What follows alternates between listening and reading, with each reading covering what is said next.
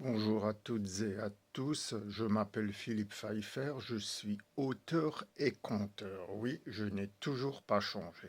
Encore une petite vidéo ce soir, c'est pour une fois de plus râler un peu, comme on dit, pousser ma gueulante en langage populaire. Alors de quoi s'agit-il? Eh bien, il s'agit de mes livres. Alors vous voyez, je vais vous montrer.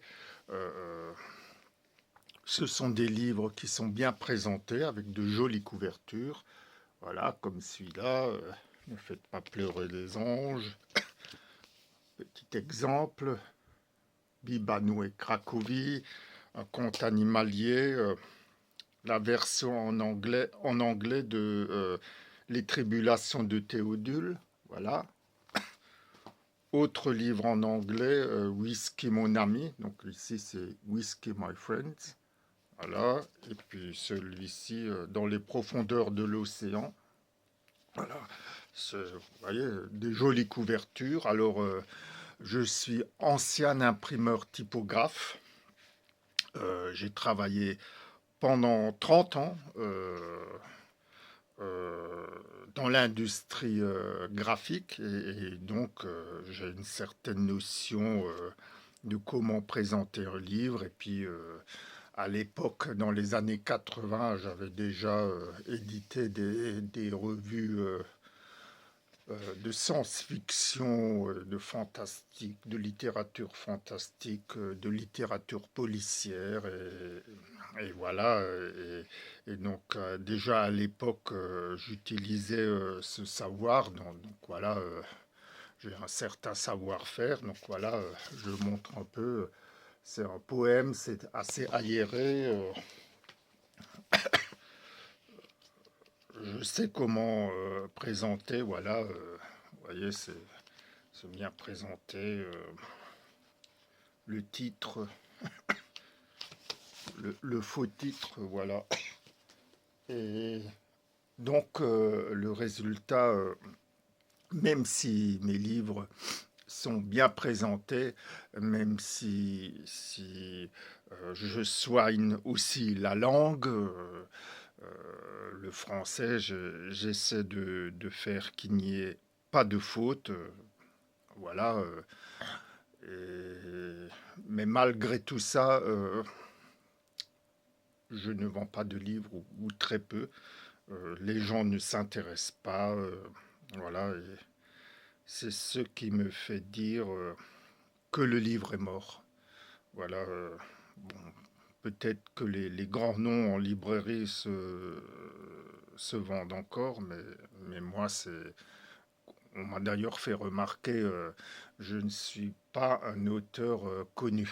Oui, bah, justement, j'ai ma voix, j'ai ma propre voix.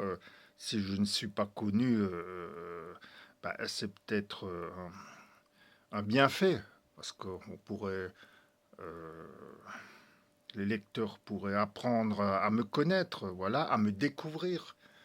Et bah, je me donne beaucoup de mal, mais il y a des moments où je suis vraiment découragé parce que il y a une certaine indifférence, il y a un certain désintérêt, ou plutôt un désintérêt certain. Euh, et c'est vraiment pour un artiste, pour un écrivain, ne pas être reconnu, ne pas être entendu, que ma voix ne soit pas entendue, eh bien c'est difficile à vivre. Voilà ce que je voulais dire à propos de mes livres.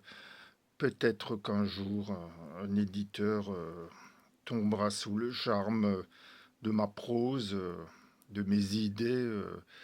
Ce sont de beaux livres, autant dans la présentation que dans le fond du texte, quoi. Mais ça ne suffit pas. Voilà, c'est ce que je voulais dire. Donc, j'attends.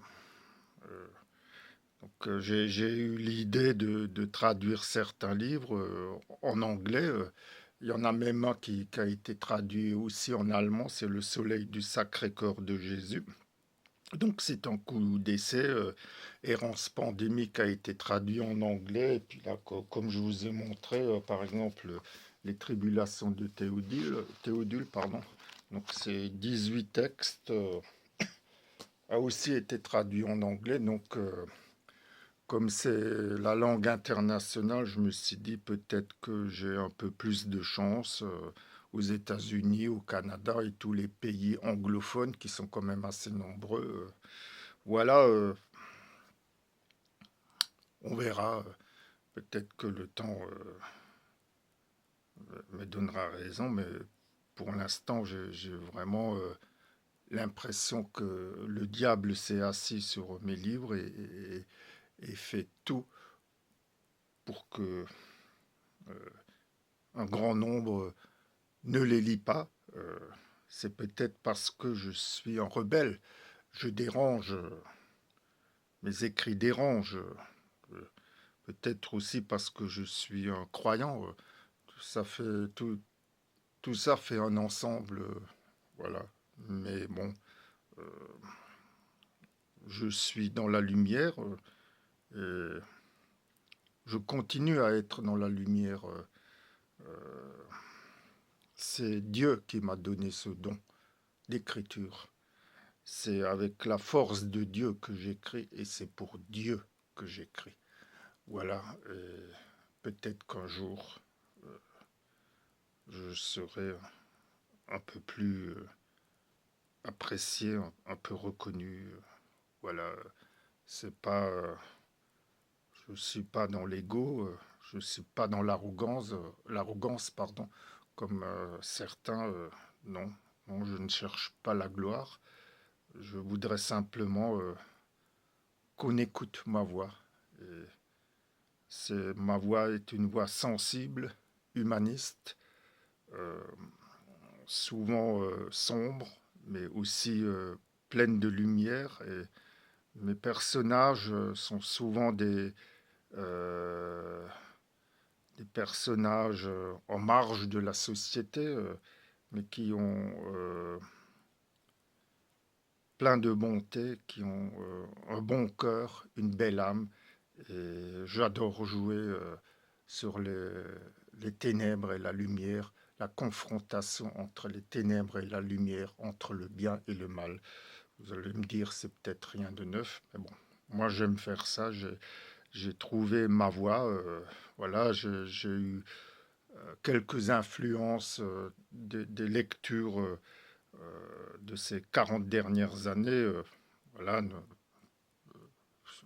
Émile Zola, par exemple, en premier, mais aussi d'autres auteurs comme Philippe K. Dick, Lovecraft, que j'arrive à complètement contourner, par exemple, dans Saccage et Ravage. Et c'est un bagage littéraire, je ne copie pas, j'ai trouvé ma propre voie, j'ai trouvé mes propres thèmes et ma propre direction. Et c'est ça qui fait les qualités d'un auteur. Et voilà, et donc si j'écris, c'est pour partager quelque chose avec vous. C'est pas pour ma gloriole, c'est pour partager. Oui, j'ai envie de partager à travers mes textes. Je ne suis pas un romancier, peut-être un jour, je ne sais pas. Je suis un nouvelliste. J'écris, pardon, pour ma quinte de tout, c'est toujours pas réglé. Donc je disais que je suis un nouvelliste, je suis spécialiste des nouvelles à chute. C'est pas facile à écrire une nouvelle, surtout si elle est courte, parce que le moindre défaut se voit. Je suis aussi un peu un pamphlétaire à la Léon Blois, et puis un poète, puisque par exemple, ça, dans les profondeurs de l'océan, c'est un poème. Voilà, donc, et tous mes livres sont disponibles sur Amazon. Tout le monde peut les voir, tout le monde peut les acheter. Je vous remercie de votre écoute. À bientôt. Au revoir.